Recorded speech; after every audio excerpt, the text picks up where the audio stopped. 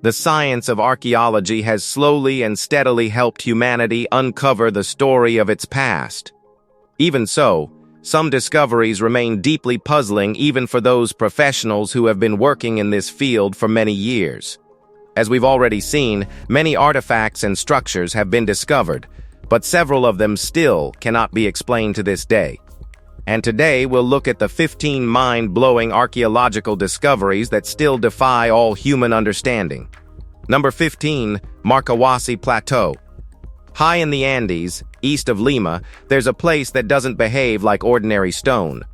The Marawasi Plateau sits more than 4,000 meters above sea level, covered in huge volcanic formations that seem to turn into faces, animals, and human figures depending on where you stand.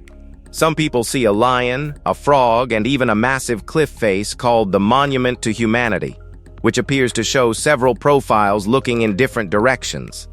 Geologists say it's probably pareidolia, the human mind finding patterns in weathered rock. And honestly, nature can do strange things. But the problem is, ancient ruins, tombs, terraces, and pottery have also been found across the plateau. That means people were here, and they may have treated these stones as sacred. Maybe they carved them.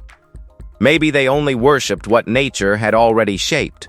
Either way, Marawasi feels caught between geology, ritual, and something older no one can fully explain, especially when the light shifts across those faces.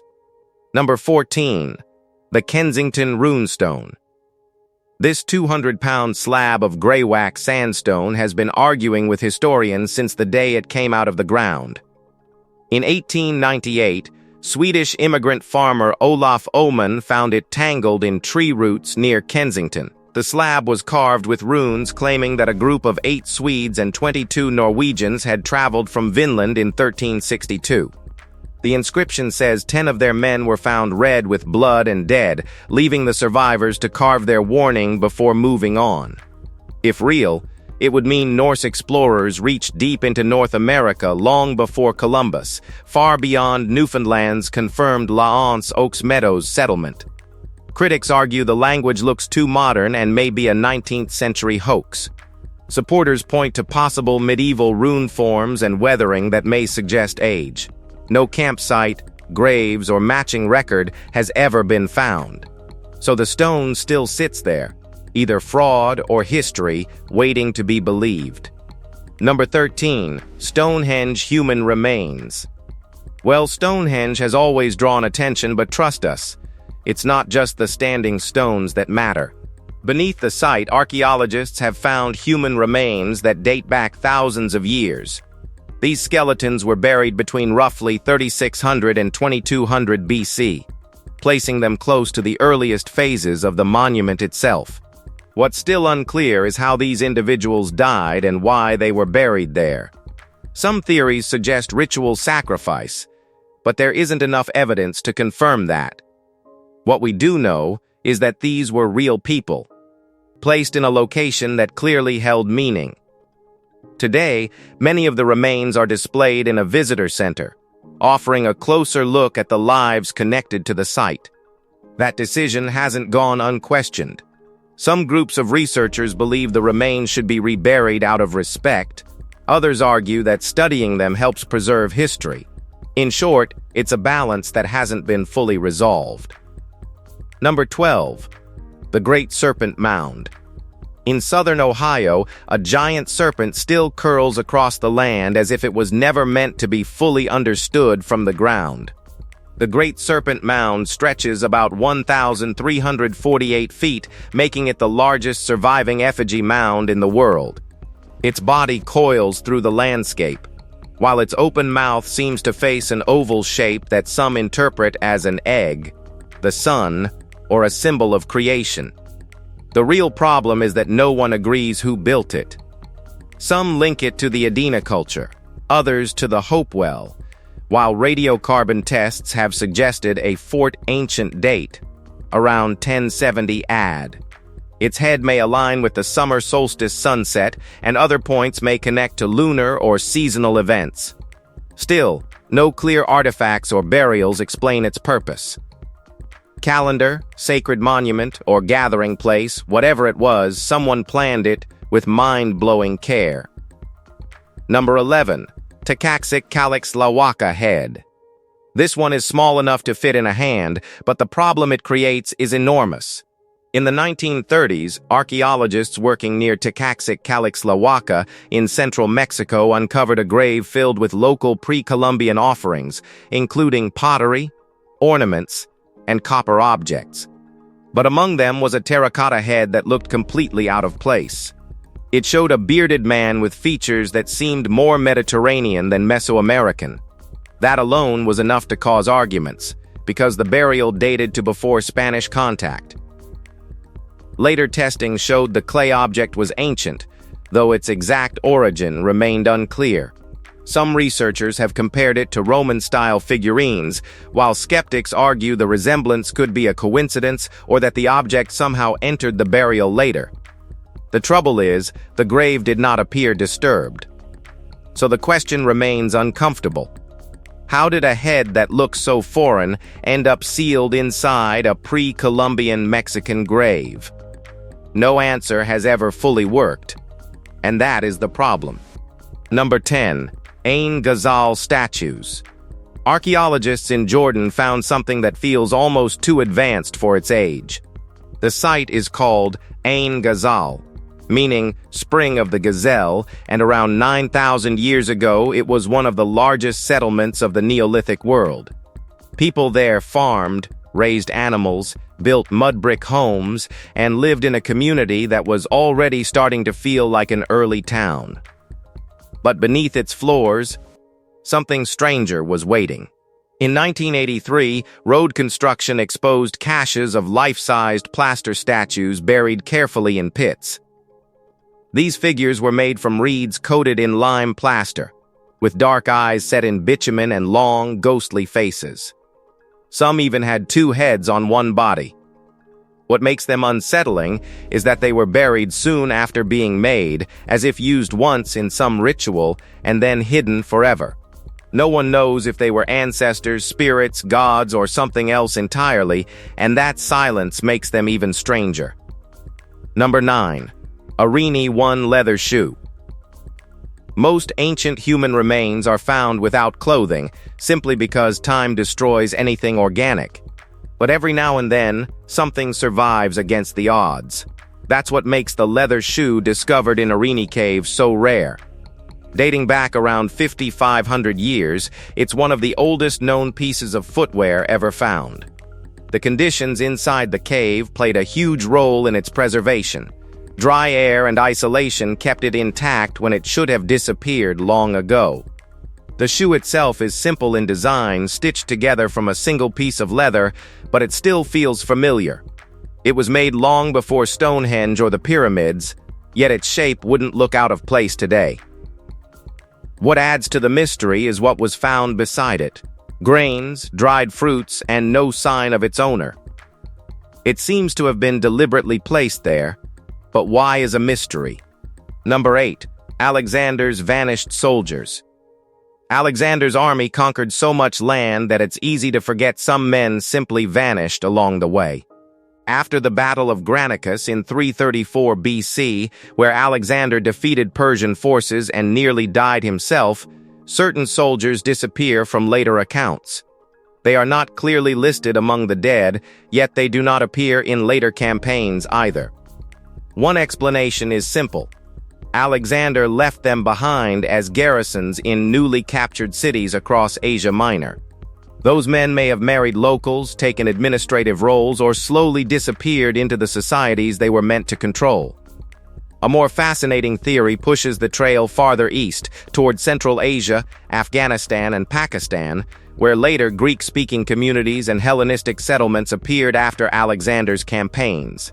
Some even connect remote groups like the Kalash to his soldiers, though scholars remain cautious.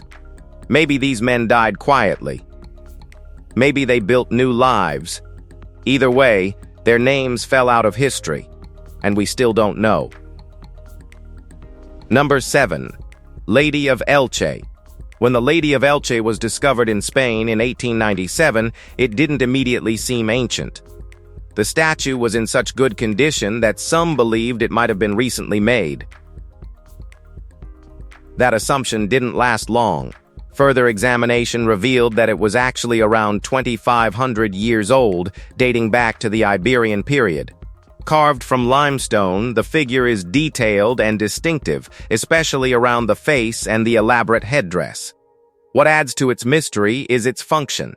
It's believed to have been used as a funerary urn with a cavity in the back designed to hold cremated remains. That alone gives it a different weight. It wasn't just a sculpture. It had a purpose tied to death and memory. Even now, questions remain. Where was it kept for all those centuries before it suddenly appeared?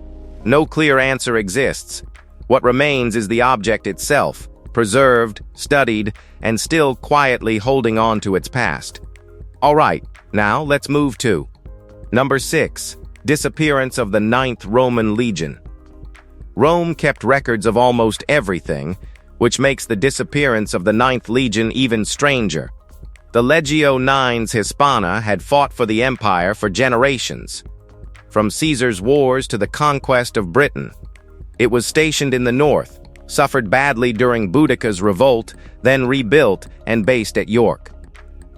After that, the record begins to thin. By around AD 120, the 9th simply slips out of history without an official explanation. The popular theory says it marched north into what is now Scotland and was wiped out by local tribes, which would explain why Hadrian's Wall soon became so important. But other evidence hints the legion may have been transferred to the continent or sent east, where it could have been destroyed in another campaign. Some even think it was quietly disbanded. Whatever happened, an entire Roman legion vanished from the written record, leaving behind one of the empire's most frustrating gaps. Number 5. Tully House wooden tridents.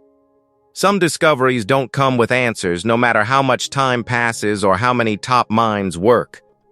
The wooden tridents held at Tully House Museum in Carlisle are a great example. Found in 2009, they immediately puzzled experts, and years later, they still do. Dating back around 6,000 years to the Neolithic period, these objects are carefully carved from single pieces of oak and measure just over 6 feet in length. Their shape is familiar, resembling the tridents often seen in mythology, but their material and age don't fit that narrative. They're too thick and blunt to be used for hunting or fishing, which rules out practical use. One suggestion was that they might have been covered in animal skins and used as paddles, but even that doesn't quite work when you look closely at their design. That leaves us with a gap. Whatever purpose they served, it's been completely lost to time. So, do you have clue about them? Well, let us know. Number 4. Casas del Turu Textile Workshop. Roughly 2,500 years ago, something unusual happened in what is now southwestern Spain. A large textile workshop at Casas del Turu was deliberately burned to the ground. When archaeologists uncovered the site in 2019, the destruction didn't look accidental. Evidence pointed toward a carefully staged event, almost ritual in nature. Inside the ruins, remains of a massive feast were found, including the bones of more than 50 animals such as horses, pigs, and cattle. It wasn't just a workshop, it was a place where something significant had happened before everything was set on fire. Among the debris were loom weights and spindle whorls, tools used to produce fine textiles, likely of high quality for the time. That raises a big question. Why destroy something so valuable? There's no clear answer. It may have been symbolic, tied to beliefs we don't understand. What's certain is that the fire wasn't random. It meant something. Number 3. Column of Death at Mitla. Deep inside the ancient ruins of Mitla in Mexico stands a stone column surrounded by stories that refuse to fade, even after centuries. Known as the Column of Death, it has been tied to legends that claim it can reveal how long a person has left to live. According to one version, wrapping your arms around the pillar and feeling it move is a sign that death is near. Other versions warn that touching it at all brings misfortune. The stories aren't consistent, but they've lasted for generations. The column sits within an underground chamber, part of a larger complex associated with burial practices. That setting alone gives it a certain weight. It wasn't placed there casually. Over time, so many people interacted with it that authorities eventually restricted access to prevent damage. Well, whether the legends hold any truth isn't really the point. What matters is that the belief exists, and it continues to shape how people see it. It's just incredible. Number 2. Susco medieval coin hoard.